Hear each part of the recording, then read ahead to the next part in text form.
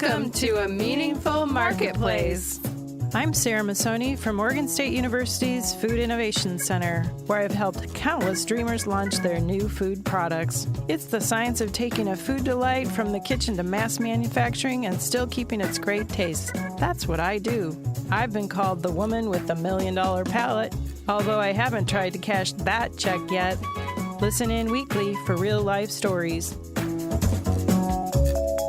I'm Sarah Marshall, owner of Marshall's Hot Sauce and author of Preservation Pantry, modern canning from root to top and stem to core. I love inspiring business owners to get started on their journey, encourage folks to be part of their local community, and I'm excited to help business owners tell their stories.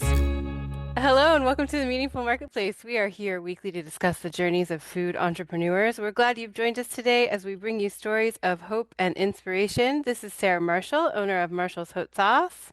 And Sarah Masoni of Oregon State University's Food Innovation Center. Hi, Sarah Marshall. Hi, Sarah. So, funny situation we're both in because we're both on the road in different places in California. Yes. I keep telling everyone I run into at this conference that I'm at Alt Summit this week, that I just run with other Sarahs because it feels like I keep running into new Sarahs and I talk about you everywhere I go and they seem to know you, even here in Palm Springs, which is where I'm at now. I think we should have, instead of an anniversary, we should have a Sarah-versary. I think that might be Invite necessary. all Sarahs to the party. I think so. Well, I wanted to thank you for covering for me last week because last week I was in San Diego for a farmers market conference, and I just happened to be presenting right at the time that we record. So thanks for covering. And Mike was a great co-host again, very helpful. Yeah, thank you, Mike. You're the best. You're very welcome. Well, we have been partnering with the Regional Food Business Center to bring you guests from our 6-state region. We're currently meeting with business owners from the great state of Colorado, and I'd like to welcome our co-host, Mike Gabel from CSPR. He's in charge of the Food Innovation Center there. Thank you for being our Colorado expert while we meet all these wonderful new friends. Mike, any Colorado news for us this week? No really big things that I can think of, but yeah, it's great to have you both on. I've enjoyed our time with just Sarah Marshall and then just Sarah Masoni, but it's great to have both the Sarahs back. You are a power team. Well, it's good to have you. This is our first time talking with Colorado where we're all three on together, so it feels good to be reunited. We're so happy to have you be our co-host again, circling back for the states of Colorado, and we've loved meeting all these great new people. So thanks for signing on to be with us again. We would like to encourage you to connect with your state by signing up for the Regional Food Business Center newsletter. It's a breeze to sign up. Just go to Northwest Rocky Mountain Regional Food Business Center.com, hit connect with us, and choose the button to receive newsletters. And we want to thank our sponsor for supporting the Meaningful Marketplace. Thank you for helping us spread the word about small business owners and entrepreneurs. Let's hear a word from our sponsor. The Northwest and Rocky Mountain Regional Food Business Center is the proud sponsor of the Meaningful Marketplace podcast, giving a voice to food from across the 6-state region of Colorado, Idaho, Montana, Oregon, Washington, and Wyoming. The Food Business Center supports Northwest and Rocky Mountain food industry makers as part of the USDA's National Network of Food Business Centers, supporting a more resilient, diverse, and competitive food system as a go-to source for small and mid-tier food and farm businesses with a focus on underserved communities, providing education in the form of technical knowledge, business programs, and industry news. We sponsor trade shows, meetups, and conferences to connect growers, producers, retailers, distributors, and processors, all to stimulate business and raise the standards of our storied food industry. Join us as we travel through the 6-state region, learning more about food makers, food hubs, and food systems. Visit the website at Northwest Rocky Mountain Regional Food Businesses.com to get connected. And I would like to introduce you to our guest today. I have Nathan Stern, who's the owner of Fuel and Iron Food Hall. Fuel and Iron is a culinary incubator of chef-driven restaurants in Pueblo, Colorado. Welcome, Nathan. Thank you. Thank you for having me. We're super stoked to have you on the show today. We always like to connect our guests with you. So what's the best way to find Fuel and Iron on Instagram and online? So we have a couple of businesses in Pueblo, Colorado. The first of which, Fuel and Iron Food Hall, is at Fuel and Iron Pueblo on Facebook and Instagram. We're actually transitioning ownership of that business to one of our chefs at the food hall. They're called Wings on Wheels, and they're going to be taking over full ownership of the hall, which we're really excited about. So the business that actually the one that I work mostly with Mike Gabel on is a business called Fuel Kitchens, and also a culinary incubator of different sorts on the east side of Pueblo, working more with consumer packaged good businesses. We're a commissary and co-manufacturing facility, and that one is Fuel Kitchens, www.fuelkitchens.com, and then also Fuel Kitchens on Facebook and Instagram. Perfect. That's so fun.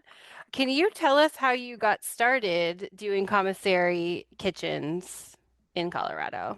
Absolutely. My background is a little bit circuitous. For most of my career, I've worked as a commercial real estate broker focused on representing food and beverage businesses and mainly on the retail side. So, restaurants, bars, breweries, coffee shops.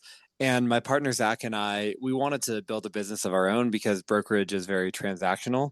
And we wanted to try to build something that could be more focused and have an impact on a single community and could have more residual impact over time. And we started by wanting to open a food hall, as you mentioned in the intro, because we were working with businesses at a number of different food halls, helping them find brick and mortar locations. And that took us to Pueblo because we found this building called the Holmes Hardware Building. It was a hardware store built in 1915 and just an absolutely beautiful building. And we were able to purchase that and develop it into a food hall on the ground floor and apartments, workforce housing, 28 units on the second and third floors. And as we were recruiting chefs for the food hall, we had a number of entrepreneurs who came to us who just needed kitchen space, but they didn't want to be open to the public, or at least not during the full hours of the food hall, mainly caterers and food trucks and packaged product makers. And we said, well, this probably isn't the right kitchen for you. You should go open in a commissary. And we looked around in Pueblo and realized we didn't have anywhere to refer them to because at the time there weren't any commissary kitchens in Pueblo. And so we started looking, just on the back burner, thinking that if we could find the right property, we might move forward. And the building that we're in now is was built as a Coors distribution facility in the 70s. And for the last 20 years, it had been a cold and dry storage warehouse with storage by the pallet. So when we walked into it, it had just about everything that a commissary kitchen could want other than the kitchen itself. It had huge dry storage area, big freezer space, refrigerated storage, loading dock, fenced yard, and it's on the right by the intersection of the two principal highways that run through Pueblo, I-25 and Highway 50. And so we just said, if we don't move on this now, we probably won't find as good of an opportunity. And so one of our brokerage clients actually purchased the building and leased it to us. And then we raised some money to build out the kitchen. So we opened in just about exactly a year ago in March of 2024 as a commissary.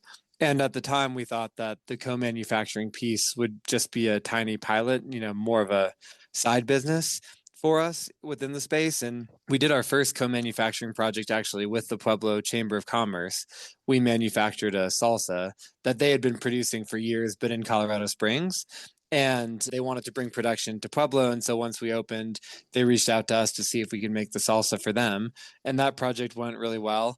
And so we decided to look more into the co-manufacturing side of the business and just found that there's a huge unmet need for low minimum order quantity products in the sauces and condiment categories, which is what we specialize in. So for the last 6 months or so, we've been off to the races on the co-manufacturing side. And that's where we get to work with Mike Gabel and the Food Innovation Center at Colorado State University so often because we don't do any R&D in-house. So whenever we have a client that needs help with formulation, they're our go-to formulator. And it's just been awesome, getting to this point and working with them, even though it wasn't exactly how we drew it up at the beginning. That sounds like a perfect relationship, Mike Gable. Yeah. It's worked out so well. Actually, I'm so grateful for Nathan and his team. They're really exceptional. And I think they're really trying to fit that need. We've spoken to so many people, Nathan, right, that are not just Pueblo entrepreneurs or makers, but also state of Colorado, but a lot of people from the West Coast and the East Coast. And so a lot of people really kind of trying to have that unmet need. And it's just nice to be able to work with us a little bit beforehand just to make sure the recipe is going to scale, make sure they've covered off on FDA regulations, looking at just, getting the rest of their back of pack information, nutrition facts panel, and talking about shelf life, talking about some of the different things that they might need before they scale. Yeah, I was looking at the photos of the kitchen. Everything you have looks amazing. Well, thank you. Yeah, that was one of the advantages of being able to build our own kitchen from scratch. We really built it intentionally, and we are really happy with the way that it turned out. It's beautiful. I was also noticing that on your website, it's really easy for people to become a member, to book a tour, and to learn more about the resources that you have available. Can you just tell us a little bit about the member resources that you offer? Yeah, absolutely. I think it's fair to say that for somebody who is just starting out in the CPG industry, a lot of times we'll be working with somebody who's been making a recipe in their home and they give it to their friends and family and their friends and family absolutely love it and they say, well, you should really make this, you should start a business, and they get encouraged to do that. And it's not always so obvious how to take that recipe and turn it into a formulation that they can then sell commercially. On the membership side, that's really geared more towards people who want to use a kitchen themselves as a commissary member. And just to elaborate a little bit on that, the distinction between the commissary side and the co-manufacturing side is that on the commissary side, we have entrepreneurs who are just renting space in the kitchen, using our equipment, but making their products themselves. And that really runs the gamut. Most of the makers are in the categories of food truck, caterer, or packaged product entrepreneur, but there are just a lot of interesting business models within our commissary members. And then on the co-manufacturing side, that's where we have a team of professionals that make products for entrepreneurs. So the membership side is really on the commissary side. We sell memberships by the month if you want an unlimited membership, or you can just rent the kitchen by the hour. And then on the co-manufacturing side, we charge per unit. And in addition to just producing the products, we can also layer on some fulfillment services as well for entrepreneurs that want that. And in terms of resources, honestly, I just sound like a broken record, but just do want to point back to the Food Innovation Center because, it would be amazing if we could bridge the gap between, and take something from a recipe to a formulation that's ready to produce. That's not something though that we really necessarily even want to take on or we can afford to take on. And so it's just unbelievable having a team of food scientists at CSU that we can pass off a client to get from recipe to full formulation with the process authority letter and just really ready to go. Sarah, you had mentioned obviously being at Oregon State at another food innovation center. From my understanding, there are a number of food innovation centers around the country and of course a number of co-manufacturers. What I'm most proud of that I think we're doing really well is having a seamless transition between food innovation center and co-manufacturer.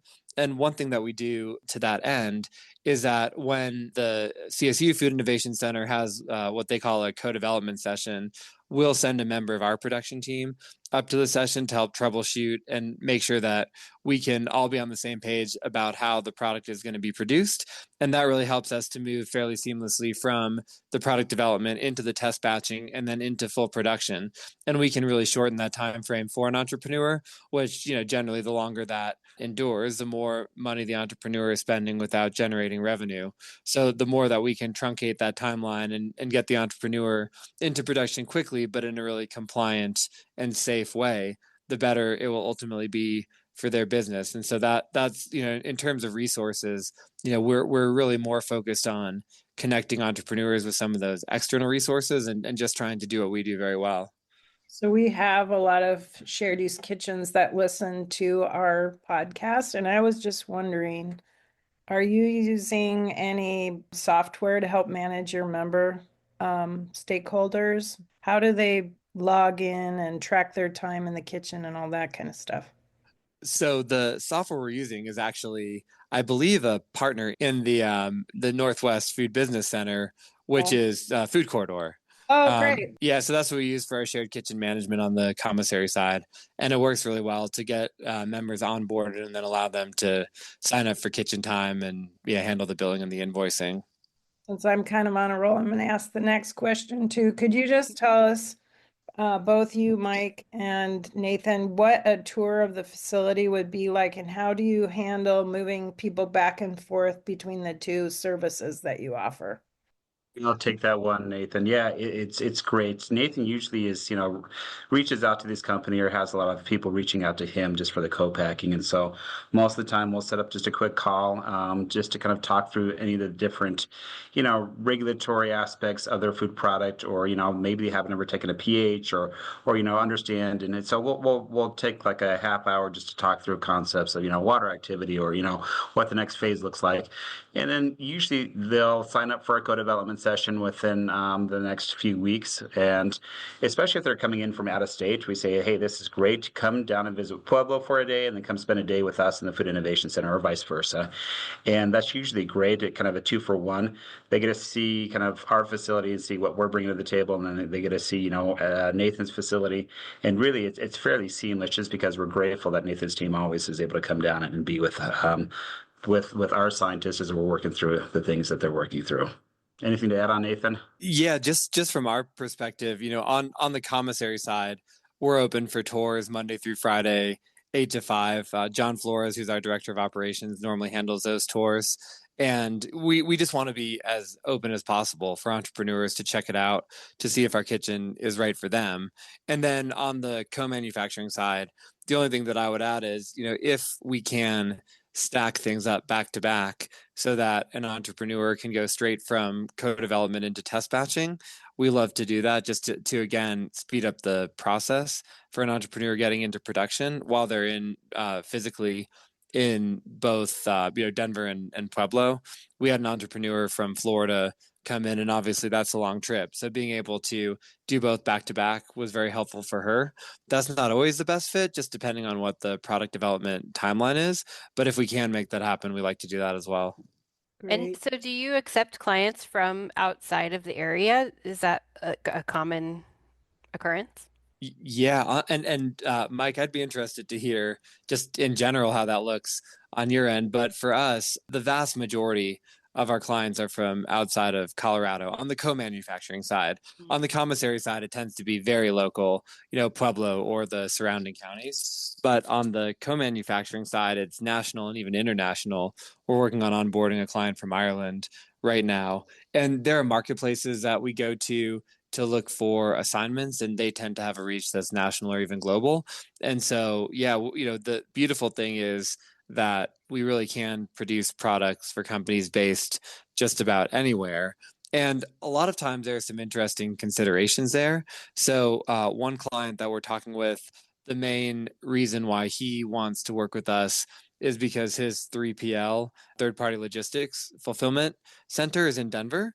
And so he's based in the Southeast, and he's been producing his products in the Southeast, but to then ship the products from the Southeast to Denver and then back out nationally was costing him a lot in shipping and really eating into his margin. So even though he's based in the Southeast and a lot of his customers are in the Southeast, being able to produce close to his 3PL is going to be incredibly beneficial for cutting down on shipping costs, which oftentimes are even more than the cost to produce the product all in. And that will really help with his margin. So, it is really a national and oftentimes even global value chain. And we really try to play a part of it by working with entrepreneurs if it makes sense, wherever they are in the country. And I do just also want to say that in general, Colorado is pretty well located, centrally located. And so it does help for clients who want to sell direct to consumer or really anticipate having a national rollout of their product to produce somewhere central so that they can hit all of the country, relatively easily. Well, and I just wanted to add to that because we experienced that one of our hot sauces was on the show Hot Ones because we are in Portland, Oregon, but had to ship to the East Coast. And that was the definitely where we lost the most money was shipping charges, especially big pallets of shipment, but we also had to store them until they were ready to ship out, which costs a lot of money, and we didn't know to to add that into the manufacturing costs. And I know that other people, when they have gotten onto something like that, like gotten a big account or gotten one big contract, they'll find a manufacturer that's somewhere closer to where that product is shipping. So it's a good lesson to learn that that is something that people do. And I wish I would have done.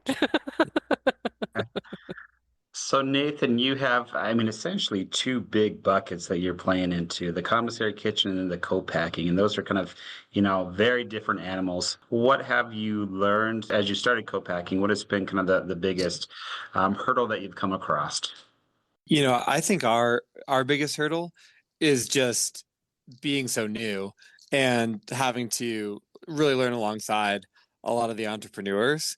On the commissary side, if we provide the space, they're the experts in their product, and we still expect the entrepreneurs to be the experts in their product and to work alongside of us. But we also need to have expertise, and so just the learning curve has been very steep. But we've been lucky to have great partners throughout and great clients that we're very transparent to them up front that we haven't been doing this for 30 years, and if it's a category we haven't done before, we need to learn alongside them, and they've been very open to working with us in that respect.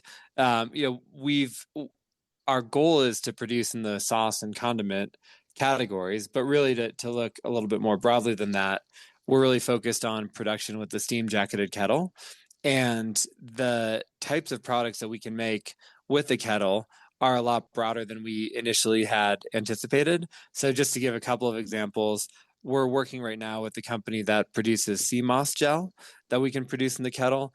And we're working also with the company where we produce marshmallow fluff for them that they then use in their ice creams. So we don't produce the ice cream itself, but we produce the condiments for the ice cream, including marshmallow fluff. And those are all product types that we never imagined that we'd be producing. And so, it would have been impossible to prepare for that specifically, but just by being open and transparent and working with clients, we've really been able to overcome a lot of those hurdles and been able to produce a pretty cool variety of products.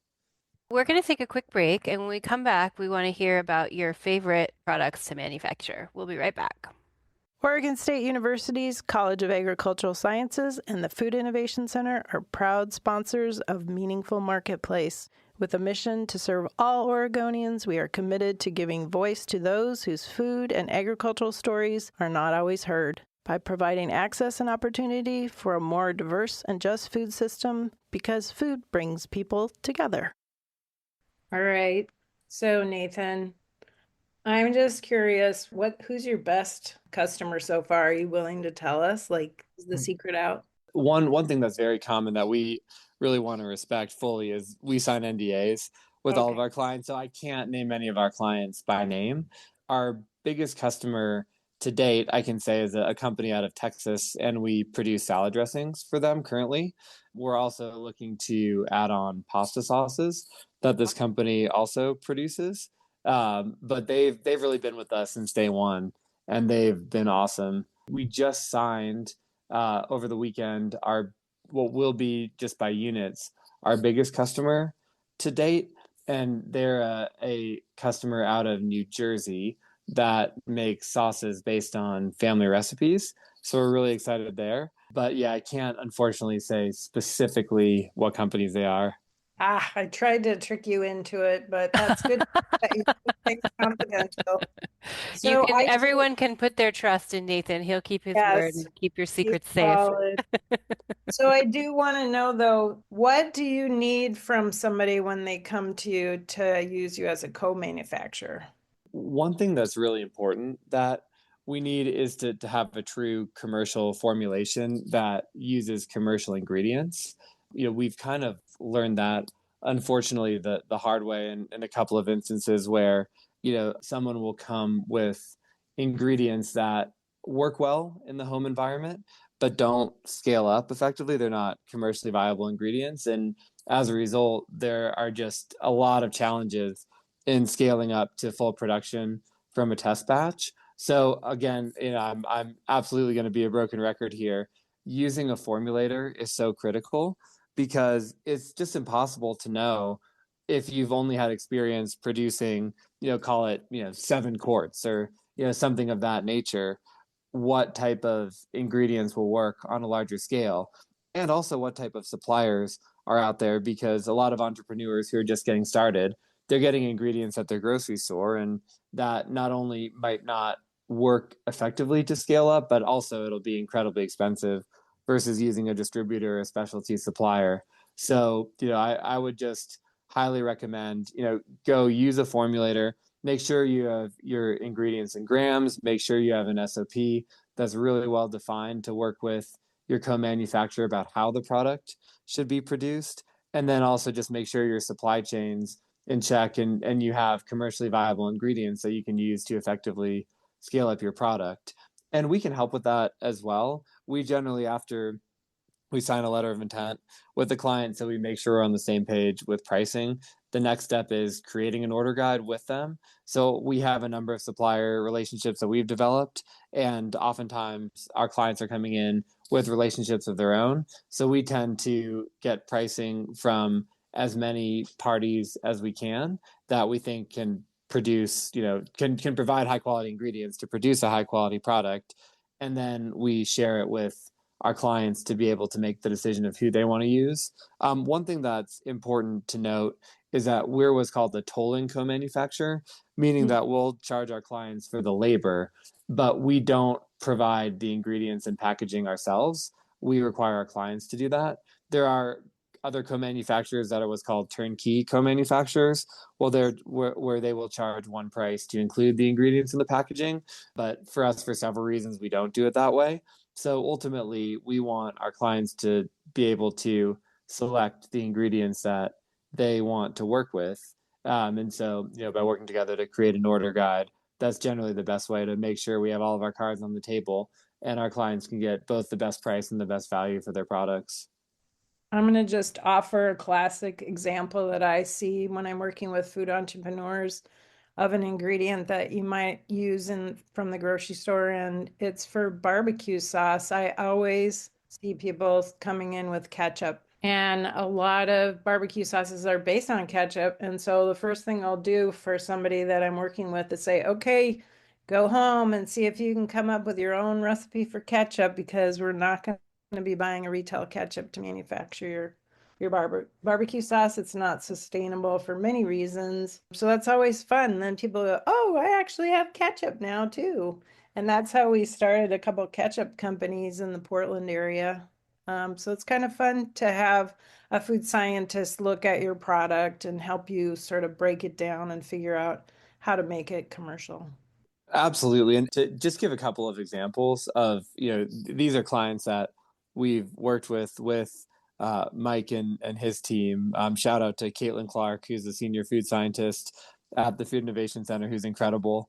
But we had one client, a soup company, and the big challenge with them is if we wanted to do a hot fill process, they use egg in the soup, and at the temperature we wanted to fill it at untreated, it would curdle. And so with them, we needed to use a thickening agent to be able to allow the egg to stabilize during the hot fill process. And also another challenge with that same client is needed to work to get the pH down to be under that 4.6 with the buffer, the acceptable level. And so needed to figure out which acid would make the most sense to lower the pH. And these are things where without that food science background, for our team and for the client, it would have been impossible for them to figure it out, or it would have just been hours and hours of Googling and trial and error. And we walk into the Food Innovation Center, and they have 10 different types of thickening agents, and we can do a test with 4 different versions, and it turned out that the hypothesis going in of which would be the best ingredient, that didn't end up working on another ingredient did end up working better. And that's something that we were able to sort out within a day. Not that it would always go this way, but we were able to sort that out within a day, whereas it could have been weeks and months of trial and error otherwise. Yeah. And just to to give one other example, we have another client who's doing a high protein salad dressing, and the challenges was with her, using a cold fill process. The needed to add an antimicrobial agent to make sure again that there would be no contamination. And again, we had a lot of different options going with the Food Innovation Center, and being able to work in that respect, we're able to find a solution that again, could have taken weeks or months, or even just not have been present in the final ingredient, and there would be a huge food safety risk there. So just being able to work with a formulator, and being able to dial in a recipe to be a formulation in a way that's not only scalable but also compliant and safe is just really critical for any entrepreneur.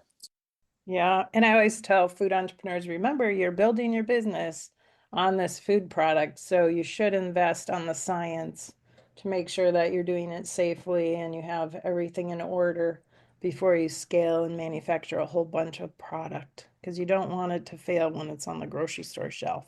So Nathan, I was curious as you start to scale and kind of, bring a lot of different high volume clients on that probably ebbs and flows with the amount of labor that you need. How are you addressing this? That's a great question. Eventually we want to be at a point where we can have a full-time production team, from all of our employees, or at least if everybody's not full-time, that everybody, could at least be part-time with consistent hours. Right now, we're not able to offer that just as we're scaling up. So we have two co-directors of production. They're on full-time, and we have a production lead that's on about 3/4 time right now. And then depending on our production runs, we have a team of people that have experience working with us that just come on day by day as contractors as they're available to help with the production run. So it definitely is a challenge. Seth and Ashley, who are our production directors, they're really the ones who are working with the team and communicating how many people they need for a given day, and being able to bring the right amount of people on. And we hope that it'll be a temporary challenge working that way, because it's not an ideal way to operate a business, but we're not at a point now where we have the consistency to be able to bring on a full-time team start to finish. I just want to compliment you on looking at what needs weren't being met in your area and then created, something that was beneficial for small businesses. Because I think, as a small business owner, even just in our city of Portland, something like you've created is something that's really necessary here, and we don't have it. I think people kind of have tried a couple of things but haven't really found a good model. And I say this being a person who has had to like wrap pallets in my driveway for a long time because there's not a facility that can manufacture your product and then also have storage space with a loading dock, which you mentioned. And as soon as you did, I was like, oh, that's like exactly what we need here. Yeah, exactly. And this whole time you've been talking, I've been thinking, wow, in my wildest dreams, I could imagine you actually expanding your business and going to each of the food innovation centers that don't have the resource that you know how to provide. And you could easily franchise across the US. That is a amazing thing that we're just so in the trenches with our location. We're trying to kind of keep our head down and not try to run before we can walk. But in all seriousness, I mean, I do think having a good formulating partner, to which a food innovation center I think is absolutely would be our number one option in any market that we would go to, or we'd recommend somebody else to go into. That's just so critical. And I do think that it would make sense, for somebody who is looking to open a similar business, to build a relationship with their food innovation center from the beginning. And the co-location is important to the point that we're making earlier. It definitely makes things easier to be able to send a member of our team up and back within a single day, to the innovation center, and then to have an entrepreneur, if they're not from the market, be able to come in and within the same trip to hit both the manufacturing facility and the food innovation center. So I do think that is an important component, the geographical proximity. So yeah, I'm not so sure it's going to be us. We're pretty happy in the Pueblo market, but I do think, if you are looking to open a similar type of business, trying to partner with the Food Innovation Center earlier is a great model. And one thing that I also just want to add is that we produce sauces and condiments by and large. We produce products with a steam jacketed kettle. And while there is a lot that we can produce with that equipment, there's also a ton of things that we don't produce, can't produce, don't want to produce. And so having a good network of co-manufacturers also who we can refer clients that aren't in our product categories and can refer clients back to us. That's really important.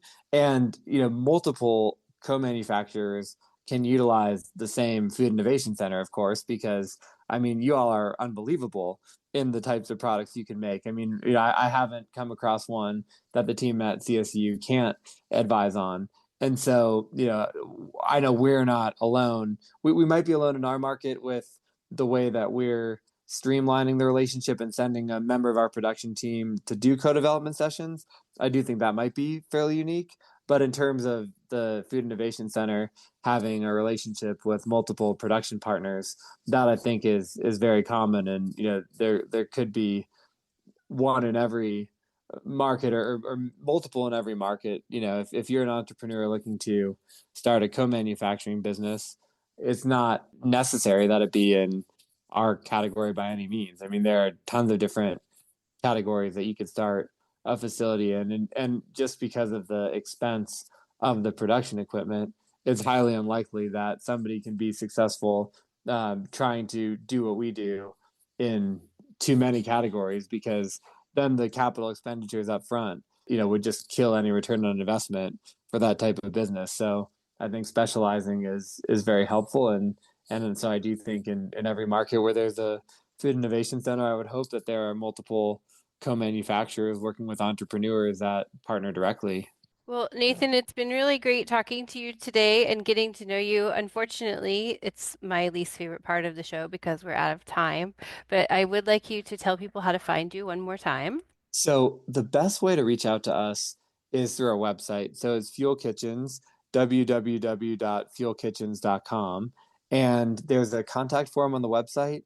When you submit the contact form, that goes directly into my email. One common critique of co-manufacturers that it can be impossible to get a hold of people. So I try to be the opposite of that and respond to people right away. So if you reach out on our website, I can promise you I will get in touch immediately and we can start that conversation. And we hope that you do. Awesome. Thanks, Nathan. It was great getting to know you. Mike and Sarah, great to be on the show with you today. Thanks, everybody, for tuning in to the show. And thank you for listening to the Meaningful Marketplace. Before you go, show some love for your favorite podcast by leaving a review on Apple Podcasts or iTunes. You can call or text Sarah and I with questions at 503-395-8858.